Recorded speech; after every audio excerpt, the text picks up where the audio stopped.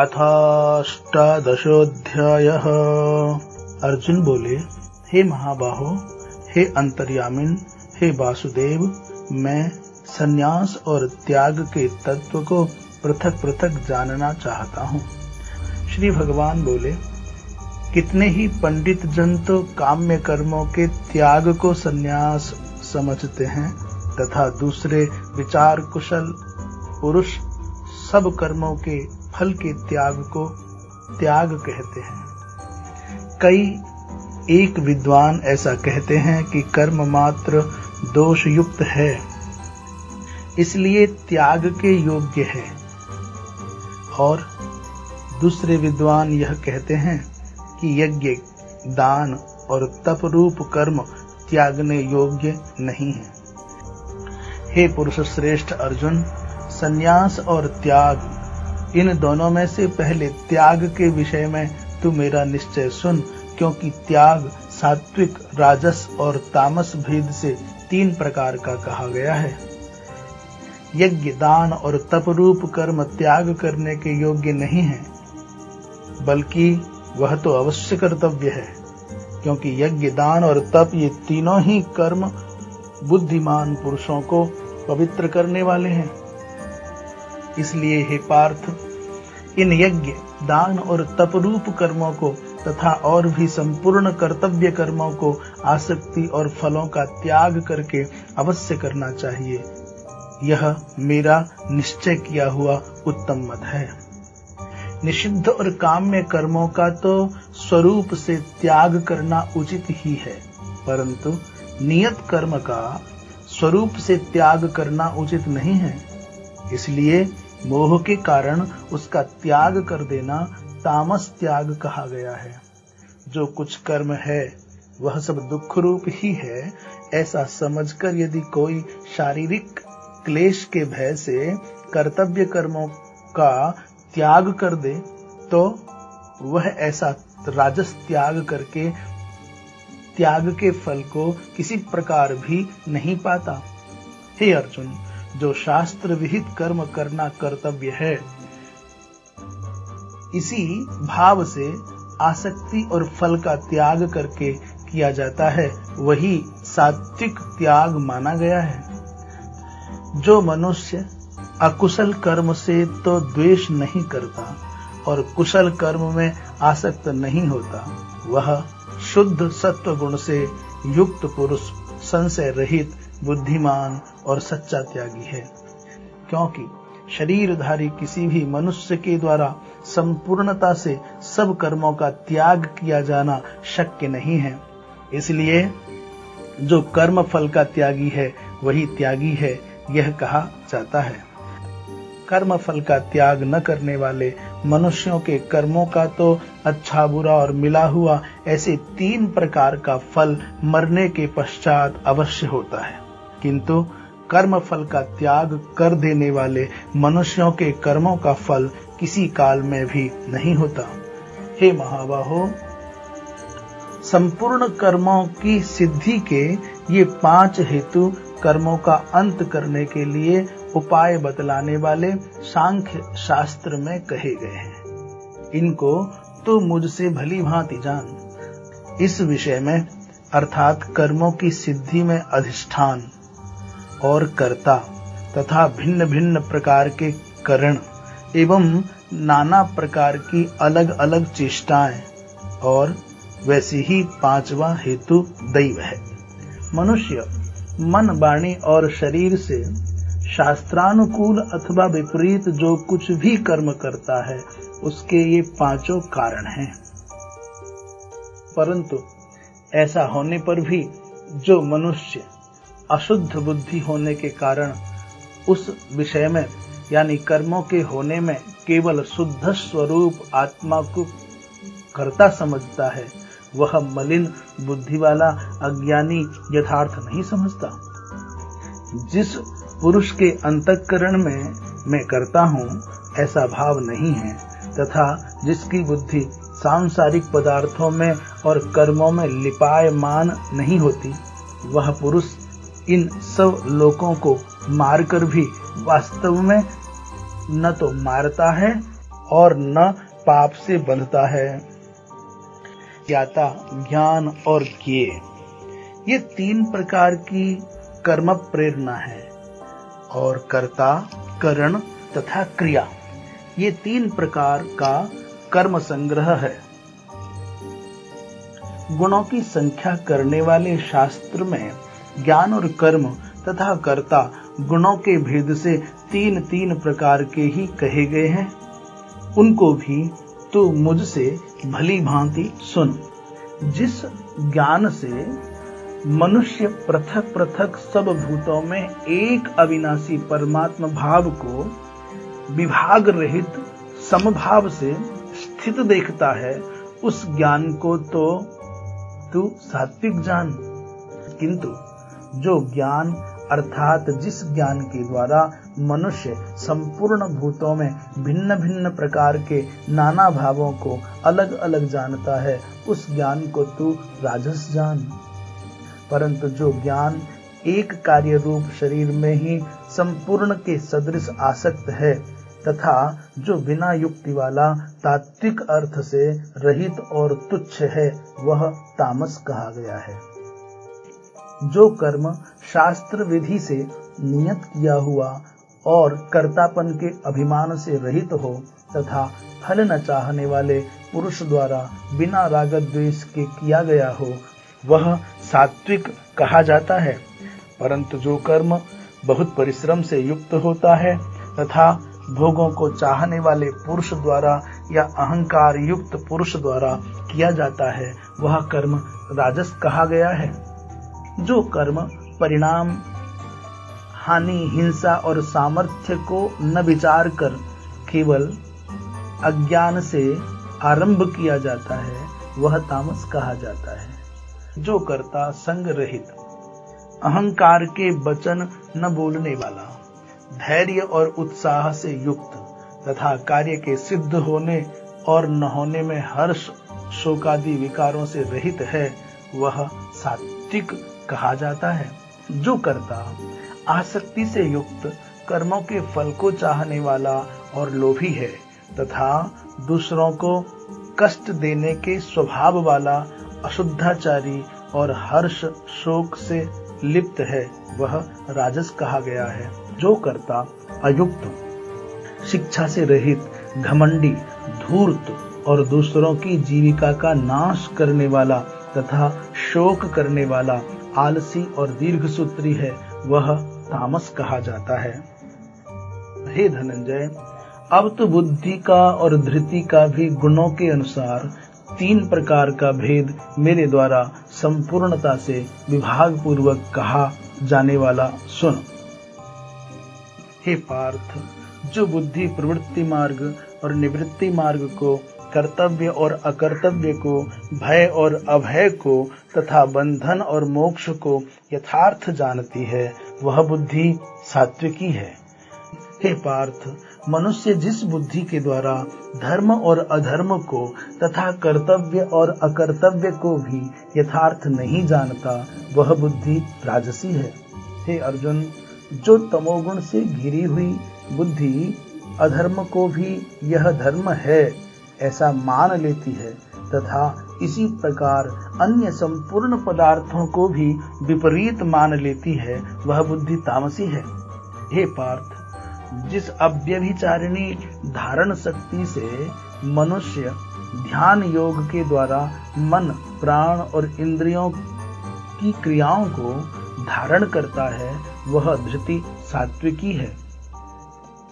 परंतु हे प्रथापुत्र अर्जुन, फल की इच्छा वाला मनुष्य जिस धारण शक्ति के द्वारा अत्यंत आसक्ति से धर्म, अर्थ और कामों को धारण करता है, वह धारण शक्ति राजसी है। हे पार्थ, दुष्ट बुद्धि वाला मनुष्य जिस धारण शक्ति के द्वारा निद्रा, भय, चिंता और दुख को तथा उन्मत्तता को भी नहीं छोड़ता अर्थात धारण किए रहता है, वह धारण शक्ति तामसी है। हे भरतश्रेष्ठ, अब 3 प्रकार के सुख को भी तू मुझसे सुन। जिस सुख में साधक मनुष्य भजन, ध्यान और सेवादि के अभ्यास से रमण करता है और जिससे दुखों के अंत को प्राप्त हो जाता है, जो ऐसा सुख है वह आरंभ काल में यद्यपि विष के तुल्य प्रतीत होता है, परंतु परिणाम में अमृत के तुल्य है। इसलिए वह परमात्मा विषयक बुद्धि के प्रसाद से उत्पन्न होने वाला सुख सात्विक कहा गया है। जो सुख विषय और इंद्रियों के संयोग से होता है, वह पहले भोग काल में अमृत के तुल्य प्रतीत होने पर भी परिणाम में विष के तुल्य है, इसलिए वह सुख राजस कहा गया है। जो सुख भोग काल में तथा परिणाम में भी आत्मा को मोहित करने वाला है, वह निद्रा, आलस्य और प्रमाद से उत्पन्न सुख तामस कहा गया है। पृथ्वी में या आकाश में अथवा देवताओं में तथा इनके सिवा और कहीं भी ऐसा कोई भी सत्व नहीं है जो प्रकृति से उत्पन्न इन तीनों गुणों से रहित हो। हे परंतप, ब्राह्मण, क्षत्रिय और वैश्यों के तथा शूद्रों के कर्म स्वभाव से उत्पन्न गुणों द्वारा विभक्त किए गए हैं।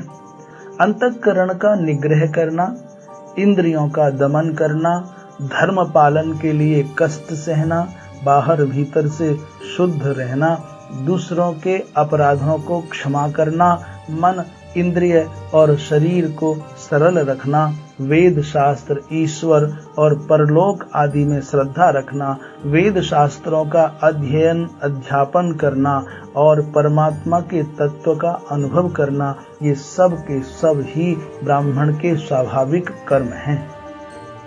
शूरवीरता, तेज, धैर्य, चतुरता और युद्ध में न भागना, दान देना और स्वामी भाव, ये सबके सब ही क्षत्रिय के स्वाभाविक कर्म हैं। खेती, गोपालन और क्रय विक्रय रूप सत्य व्यवहार, ये वैश्य के स्वाभाविक कर्म हैं तथा सब वर्णों की सेवा करना शूद्र का भी स्वाभाविक कर्म है।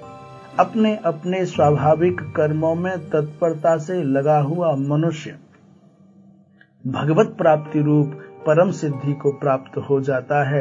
अपने स्वाभाविक कर्म में लगा हुआ मनुष्य जिस प्रकार से कर्म करके परम सिद्धि को प्राप्त होता है, उस विधि को तू सुन। जिस परमेश्वर से संपूर्ण प्राणियों की उत्पत्ति हुई है और जिससे यह समस्त जगत व्याप्त है, उस परमेश्वर की अपने स्वाभाविक कर्मों द्वारा पूजा करके मनुष्य परम सिद्धि को प्राप्त हो जाता है। अच्छी प्रकार आचरण किए हुए दूसरे के धर्म से गुण रहित भी अपना धर्म श्रेष्ठ है, क्योंकि स्वभाव से नियत किए हुए स्वधर्म रूप कर्म को करता हुआ मनुष्य पाप को नहीं प्राप्त होता। अतएव हे कुंती पुत्र, दोष युक्त होने पर भी सहज कर्म को नहीं त्यागना चाहिए, क्योंकि धुएं से अग्नि की भांति सभी कर्म किसी न किसी दोष से युक्त हैं।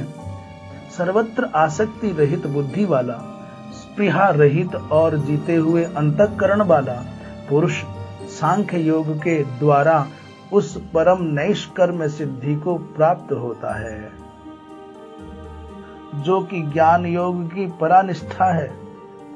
उस नैष्कर्म्य सिद्धि को जिस प्रकार से प्राप्त होकर मनुष्य ब्रह्म को प्राप्त होता है, उस प्रकार को हे कुंती पुत्र, तू संक्षेप में ही मुझसे समझ। विशुद्ध बुद्धि से युक्त तथा हल्का, सात्विक और नियमित भोजन करने वाला, शब्दादि विषयों का त्याग करके एकांत और शुद्ध देश का सेवन करने वाला, सात्विक धारण शक्ति के द्वारा अंतःकरण और इंद्रियों का संयम करके मन, वाणी और शरीर को भस्म कर लेने वाला, राग द्वेष को सर्वथा नष्ट करके भली भांति दृढ़ वैराग्य का आश्रय लेने वाला तथा अहंकार, बल, घमंड, काम, क्रोध और परिग्रह का त्याग करके निरंतर ध्यान योग के परायण रहने वाला, ममता रहित और शांति युक्त पुरुष सच्चिदानंद घन ब्रह्म में अभिन्न भाव से स्थित होने का पात्र होता है। फिर वह सच्चिदानंद घन ब्रह्म में एक ही भाव से स्थित प्रसन्न मन वाला योगी न तो किसी के लिए शोक करता है और न किसी की आकांक्षा ही करता है। ऐसा समस्त प्राणियों में समभाव वाला योगी मेरी पराभक्ति को प्राप्त हो जाता है। उस पराभक्ति के द्वारा वह मुझ परमात्मा को मैं जो हूँ और जितना हूँ ठीक वैसा का वैसा तत्व से जान लेता है तथा उस भक्ति से मुझको तत्व से जानकर तत्काल ही मुझ में प्रविष्ट हो जाता है। मेरे परायण हुआ कर्मयोगी तो संपूर्ण कर्मों को सदा करता हुआ भी मेरी कृपा से सनातन अविनाशी परम पद को प्राप्त हो जाता है। सब कर्मों को मन से मुझ में अर्पण करके तथा समबुद्धि रूप योग को अवलंबन करके मेरे परायण और निरंतर मुझ में चित्त वाला हो। उपर्युक्त प्रकार से मुझ में चित्त वाला होकर तू मेरी कृपा से समस्त संकटों को अनायास ही पार कर जाएगा। और यदि अहंकार के कारण मेरे वचनों को न सुनेगा तो नष्ट हो जाएगा, अर्थात परमार्थ से भ्रष्ट हो जाएगा। जो तू अहंकार का आश्रय लेकर यह मान रहा है कि मैं युद्ध नहीं करूंगा, तो तेरा यह निश्चय मिथ्या है, क्योंकि तेरा स्वभाव तुझे जबरदस्ती युद्ध में लगा देगा। हे कुंती पुत्र, जिस कर्म को तू मोह के कारण करना नहीं चाहता, उसको भी अपने पूर्वकृत स्वाभाविक कर्म से बंधा हुआ परवश होकर करेगा। हे अर्जुन, शरीर रूप यंत्र में आरूढ़ हुए संपूर्ण प्राणियों को अंतर्यामी परमेश्वर अपनी माया से उनके कर्मों के अनुसार भ्रमण कराता हुआ सब प्राणियों के हृदय में स्थित है। हे भारत, तू सब प्रकार से उस परमेश्वर की ही शरण में जा। उस परमात्मा की कृपा से ही तू परम शांति को तथा सनातन परम धाम को प्राप्त होगा। इस प्रकार यह गोपनीय से भी अति गोपनीय ज्ञान मैंने तुमसे कह दिया। अब तू इस रहस्य युक्त ज्ञान को पूर्णतया भली भांति विचार कर जैसे चाहता है वैसे ही कर। संपूर्ण गोपनीयों से अति गोपनीय मेरे परम रहस्य युक्त वचन को तू फिर भी सुन। तू मेरा अतिशय प्रिय है, इससे यह परम हितकारक वचन मैं तुझसे कहूंगा। हे अर्जुन, तू मुझ में मन वाला हो, मेरा भक्त बन, मेरा पूजन करने वाला हो और मुझको प्रणाम कर। ऐसा करने से तू मुझे ही प्राप्त होगा, और यह मैं तुझसे सत्य प्रतिज्ञा करता हूं, क्योंकि तू मेरा अत्यंत प्रिय है। संपूर्ण धर्मों को अर्थात संपूर्ण कर्तव्य कर्मों को मुझ में त्याग कर तू केवल एक मुझ सर्वशक्तिमान सर्वाधार परमेश्वर की ही शरण में आ जा। मैं तुझे संपूर्ण पापों से मुक्त कर दूंगा, तू शोक मत कर। तुझे यह गीता रूप रहस्यमय उपदेश किसी भी काल में न तो तप रहित मनुष्य से कहना चाहिए, न भक्ति रहित से, और न बिना सुनने की इच्छा वाले से ही कहना चाहिए, तथा जो मुझ में दोष दृष्टि रखता है उससे तो कभी भी नहीं कहना चाहिए। जो पुरुष मुझ में परम प्रेम करके इस परम रहस्य युक्त गीता शास्त्र को मेरे भक्तों में कहेगा, वह मुझको ही प्राप्त होगा, इसमें कोई संदेह नहीं है। उससे बढ़कर मेरा प्रिय कार्य करने वाला मनुष्यों में कोई भी नहीं है, तथा पृथ्वी भर में उससे बढ़कर मेरा प्रिय दूसरा कोई भविष्य में होगा भी नहीं। जो पुरुष इस धर्म में हम दोनों के संवाद रूप गीता शास्त्र को पढ़ेगा, उसके द्वारा भी मैं ज्ञान यज्ञ से पूजित होऊंगा, ऐसा मेरा मत है।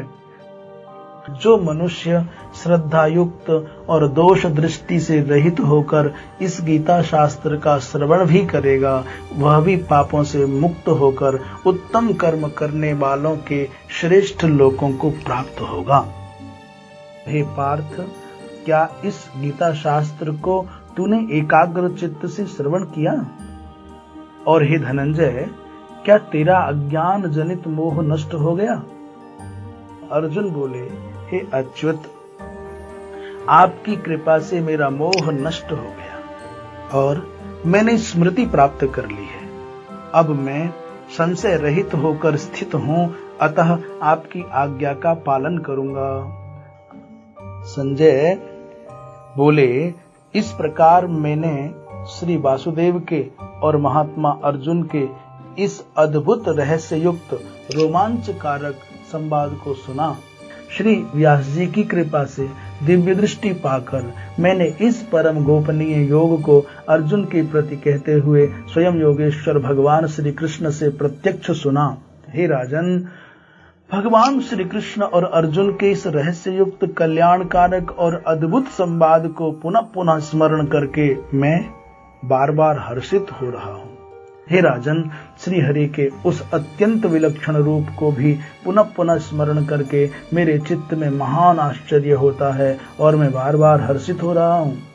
हे राजन, जहाँ योगेश्वर भगवान श्री कृष्ण हैं और जहाँ गांडीव धनुषधारी अर्जुन हैं, वहीं पर श्री विजय, विभूति और अचल नीति है, ऐसा मेरा मत है। ओम तत्सद इति श्रीमद्भगवद्गीतासु उपनिषत्सु ब्रह्म विद्यायां योग शास्त्रे श्री कृष्णार्जुन संवादे मोक्ष संन्यास योगो नामाष्टादशोऽध्यायः।